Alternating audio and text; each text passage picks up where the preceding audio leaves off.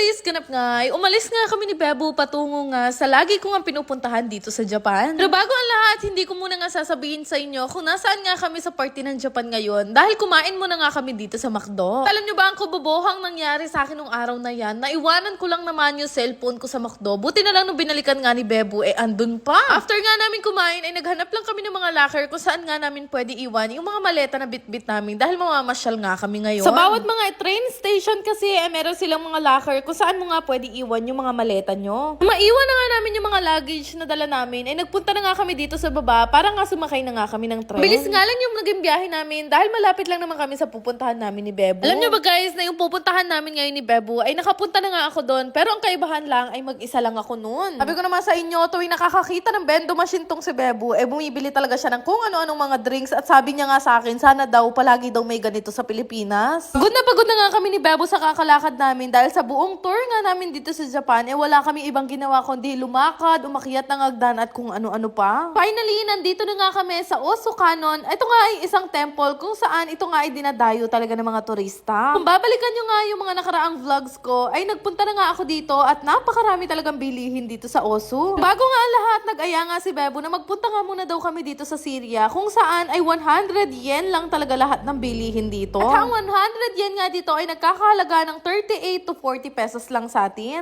Kabi-kabila nga ang tingin ko dahil napakagaganda ng mga item dito sa Syria. At isipin nyo yun, 100 yen, makakabili ka na ng mga quality na hanger at iba pang gamit sa bahay. Pero syempre, nagpipigil pa rin kaming dalawa ni Bebo na mamili dahil baka nga hindi nga ito magkasya sa mga bagahe namin. Pero ang isa sa mga rason ko naman kung bakit gusto ko na nga mamili dito, ito rin ay pwede kong pang-uwi o pang-regalo kapag ka nakauwi na kami ng Pilipinas. Natandaan ko kasi nung nagtatrabaho pa ako dito sa Japan, halos araw-araw ako nasa Syria dahil napakagaganda ng mga item dito, lalo na nga yung mga make-up. Tingnan nyo naman to si Ukasan, puti na ang buhok pero apaka-cute niya kasi namimili pa rin siya ng mga make-up. Ako parang nakikita ko ang future ko kay Ukasan, siguro pagtanda ko naka-eyeliner pa rin ako naksyota.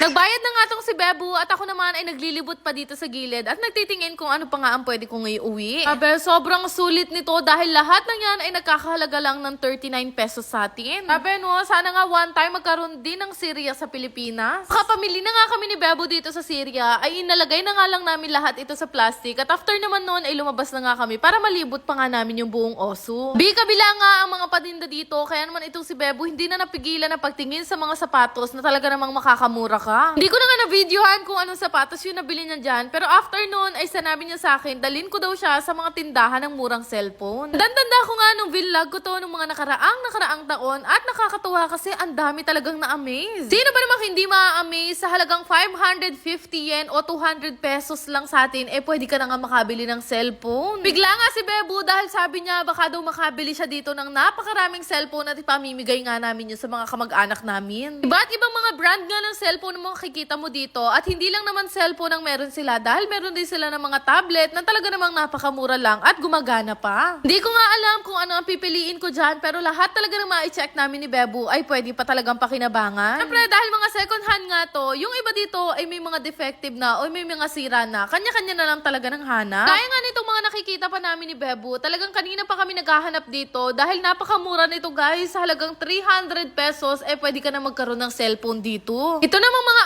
iPhone ang tinitingnan namin ngayon ni Bebo dahil balak nga namin bigyan yung mga tita, tito at mga pinsan ko nga. Grabe nga yung mga iPhone 6 Plus dito, nagkakahalaga na lang ng 1,000 sa atin dyan sa Pinas. Alam nyo ba, pinaka na-amaze kami dito dahil yung iPhone 11 ay nagkakahalaga lang ng 7,000 or 8,000 lang sa atin. Kaya naman tinawagan ko na nga yung mga kaibigan ko na gusto nga magpasabay na bumili sa amin. At sa isang oras nga namin pagkakalkal dito ni Bebo ay nakabili na nga o nakahanap na nga kami ng mga pwede naming dalhin o iuwi sa Pilipinas. Bali, dalawang tablet at 5 iPhone nga itong napili namin ni Bebo. Pero sa totoo lang, wala pa talaga kaming idea kung kanino namin to ibibigay at kung ano nga ang magiging plano namin dito. Grabe, sobrang namurahan lang talaga kami ni Bebo sa mga presyo ng mga cellphone na to. Kaya talagang pinagbibili namin. Tipin mo yon yung mga iPhone 6 Plus, nagkakahalaga na lang siya ng 1,000 sa atin. Tapos yung iPhone X na nabili namin ay halos 5,000 na lang. Yung iPhone 12 naman na pinabili nga ng kaibigan namin ay nagkakahalaga na lang na 11 to 13,000. Grabe, sobrang laking discount at napakalaking tipid sa mga nabili nga namin na to. Sabi ko nga kung yung store na to ay meron lang sa Pinas, talaga naman lahat ng tao kahit pulubi naka-iPhone.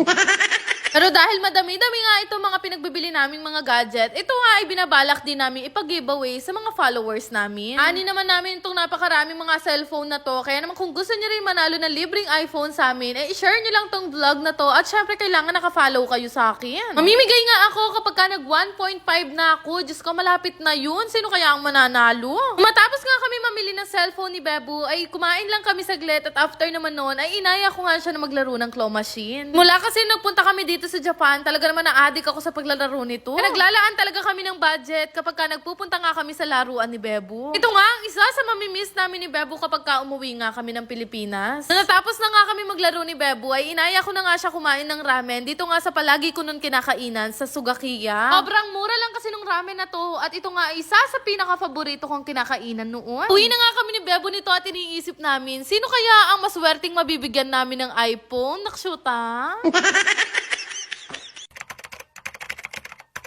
Bago ang lahat, gusto ko lang i-share sa inyo itong pinaglilibangan kong laro na Diamond Game. Paalala lang, ito ay libangan lamang ng matatanda at mahigpit na ipinagbabawal sa mga bata. Napakadali lang mag-register at gumawa ng account dito. Ilalagay nyo lang naman ang inyong phone number, mag-create ng password at higit sa lahat, huwag nyong kakalimutan ang aking referral ID. Yan nga lang kadali at meron ka ng account dito sa Diamond Game at napakarami mong pwedeng pagpili ang laro dito. Pero syempre, bago ka maglaro, kakailanganin nyo muna mag-cash in. Kadepende nga sa inyo kung magkano yung gusto nyong i-cash in. Pwedeng 100 hanggang 50,000.